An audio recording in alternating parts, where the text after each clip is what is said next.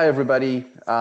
Thank you for watching this another webinar series today. We have Paul Harbka, and today is a very interesting topic that we want to talk about, a better way to monitor databases, all the activity that goes into the database. And one of the other aspect of it is how do you mask sensitive data? So today we have Paul from SNARE Solutions. It's going to be a very interesting conversation. Hey, Paul, how are you today? I'm doing well. Good day. How are you, Muhammad? I'm doing great, and thank you for joining us today. So, Paul, would like to start with a couple of questions here. If you can talk about what is database activity monitoring and why should it be important? Why is it important? Absolutely. Absolutely. So, database activity monitoring and really kind of before we jump into the product and kind of see how it works, I just want to kind of set the scene and explain why database activity monitoring and masking sensitive data is important. Um, so let's talk about a typical application, right? So it could be a CRM, ERP, business intelligence, or any other multi-user app storing lots of data. All that data will have to be stored in a database, and Microsoft SQL is still one of the most important and popular solutions used these days. So the application is also linked to our user directory, so we can authenticate users against our directory rather than have local accounts. And this could be done via Microsoft Active Directory, LDAP, or a cloud directory service, for example. Now, obviously, real life applications can get quite complex with multiple application servers, web servers, maybe even multiple databases across failover clusters. But for today's conversation, let's just keep it simple, right? Now, whenever a user wants to use our app, they have to provide their credentials, which will be validated against our directory. So if everything is okay, they'll be granted access to the application. And if there's a problem, they will not be able to interact with the application. So users will have access only to specific sections of the data according to their permissions configured in the application. A well-written application will not allow direct access to the data, to standard users. Additionally, our application should also generate access logs for tracking and troubleshooting purposes. Only database admins will have additional privileges to access the database directly for administrative purposes, which may include database maintenance, backups, migrations, etc. So the challenge is that these database administrators, and more importantly, bad actors who may steal their credentials, can now do whatever they want. And unless the security team is able to set the security policy to track their steps, there's no real checks and balances for them. In other words, there is no what we call separation of duties, SOD, separation of duties.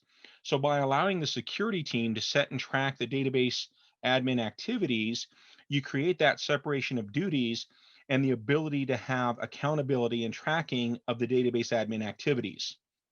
And this is just one more suggested or best practice in the security world. So why is this important? The direct access poses a risk which, we have to control and mitigate. So while we generally trust our database admins, there is still a risk. More importantly, there's a risk if their credentials become stolen or hacked, right? And all said, there are at least 5 reasons we should be tracking these activities. Might be disgruntled employees, credentials theft, corporate espionage, malware, or even compliance requirements, right? And those are all valid reasons why we should monitor administrative activities on our databases. So any or all of these are really good reasons as to why it's important. And most people, right, are doing it because of the compliance requirements, but also because they know that then that helps them be secure. So there's an old saying that you can be compliant but not secure. But if you're secure, right, then you'll also be compliant. And so the goal here is to do both, right? To be secure but also compliant. Now, we may also want to configure data masking, right, when we're monitoring SQL databases.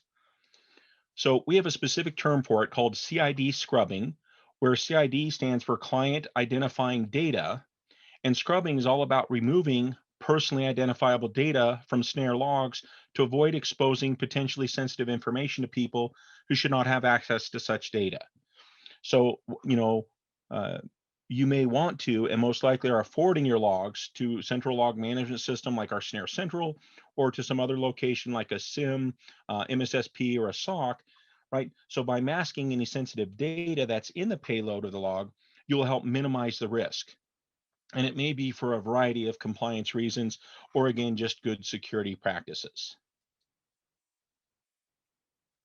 And that's fine because our snare agent for MS-SQL that does our database activity monitoring can do the job and collect all administrative access logs so they can be forwarded to a SIEM. So our solution is out there, it's collecting all the logs, and then we'll forward it to a SIEM solution, the MSSP, et cetera, wherever you need those to go. And all of that can be monitored by our cybersecurity analysts.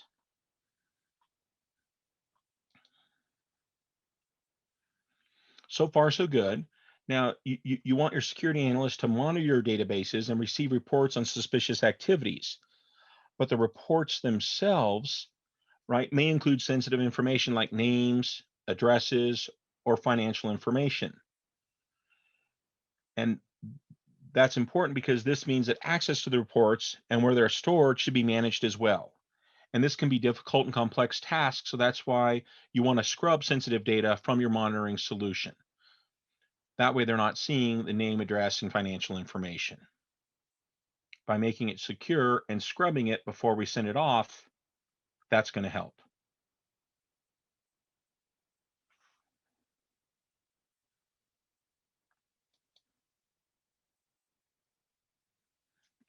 Now, obviously, once suspicious activity is identified, designated senior analysts could use the anonymized logs to launch a detailed investigation, but your regular analyst would not have access to the sensitive data. Moreover, you won't have to worry if reports are sent over insecure channels or where they're stored to comply with GDPR regulations or other similar regulations. So again, masking that sensitive data just helps reduce your risk and any exposure that you may have. And so businesses always love to reduce their risk. So the good news is that's exactly what you can achieve with the CID scrubbing. Um, And really, our CID scrubbing functionality in our SNARE agent for Microsoft SQL makes that very simple and very easy. One of the things we have been asked by customers and definitely agreed with is make it simple, make it easy. We're juggling a lot of things, and we want tools that are simple, intuitive, easy to use, so that we can get the job done and move on. And so that's what we've designed in this agent. Thank So you, that's kind Paul. of the overview and background. Yep. Thank you, Paul. That's very informative information here. But real quick, Paul, you talked about masking sensitive data.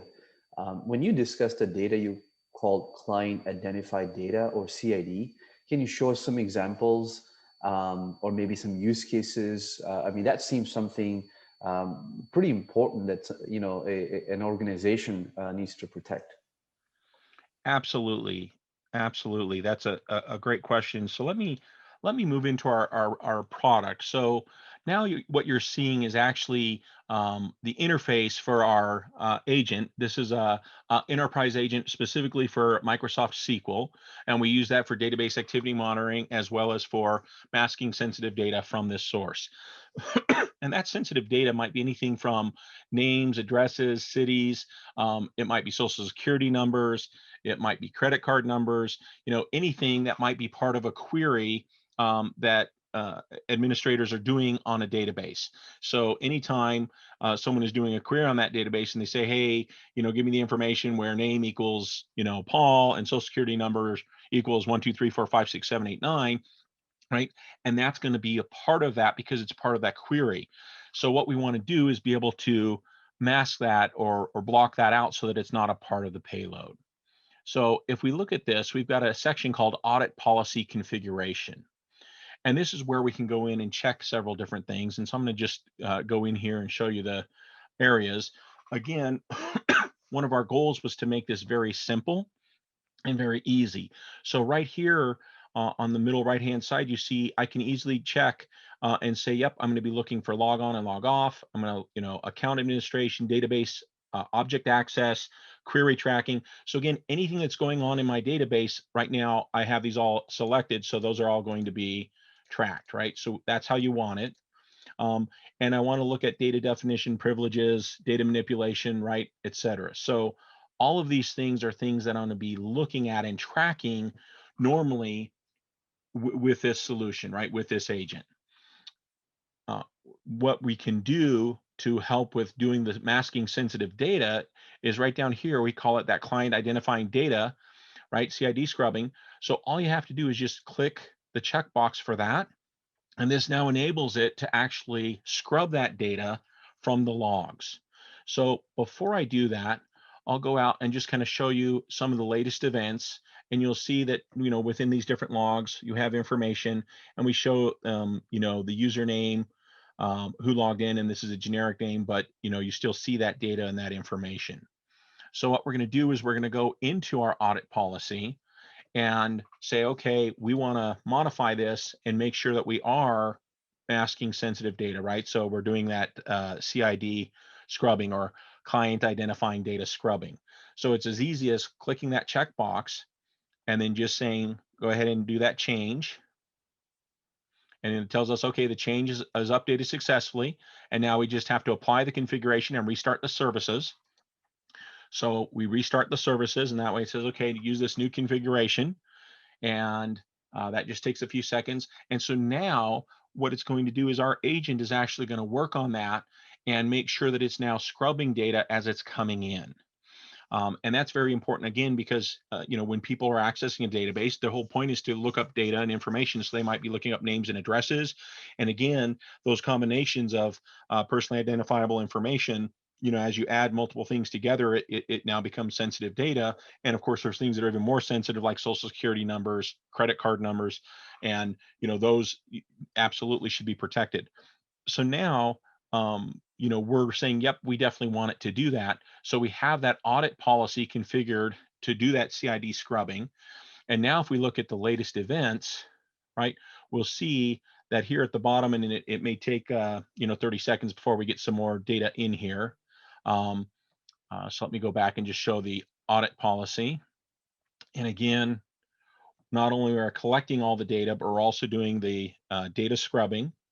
And that's important. Now we can also set, different alert levels, right? So right now we're just going to have the logs as clear, but we could say, hey, we want that to be a warning or a priority.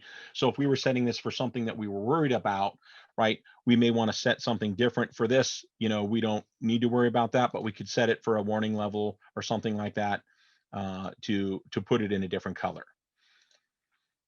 So now let's go back and look at the events, and hopefully we'll see some.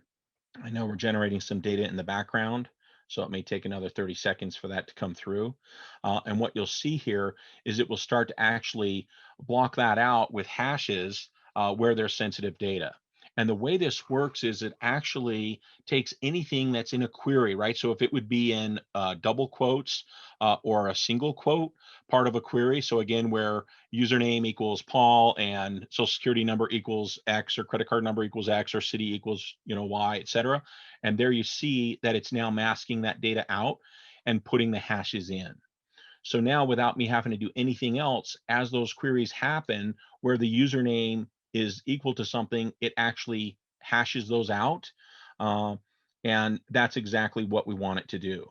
So it hashes out the username, the target name, et cetera. And those could be credit card numbers, social security numbers, names, addresses, city, states, et cetera, any part of that information that is wanting to be masked.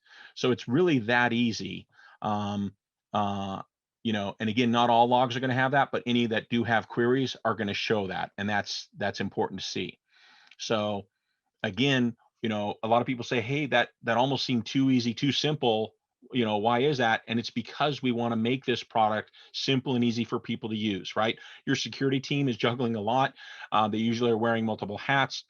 They're doing 3 people's jobs or 5 or 10 people's jobs, et cetera. And so we want to make it easy for them. And the feedback we've gotten on this is, hey, that's perfect. I can do that one little checkbox.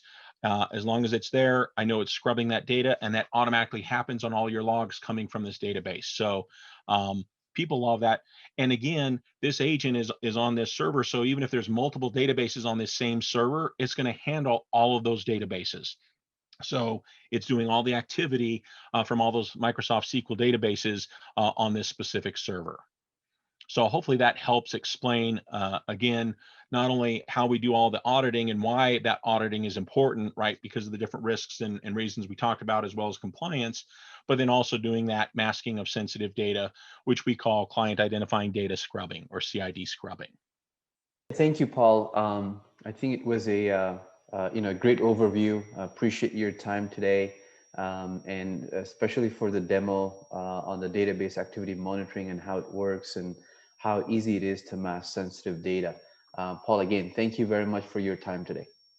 Absolutely. I appreciate it. Thank you for having us. We're excited to be a partner with you, and we're excited to help increase the security posture for companies throughout the world. So thank you for your time today.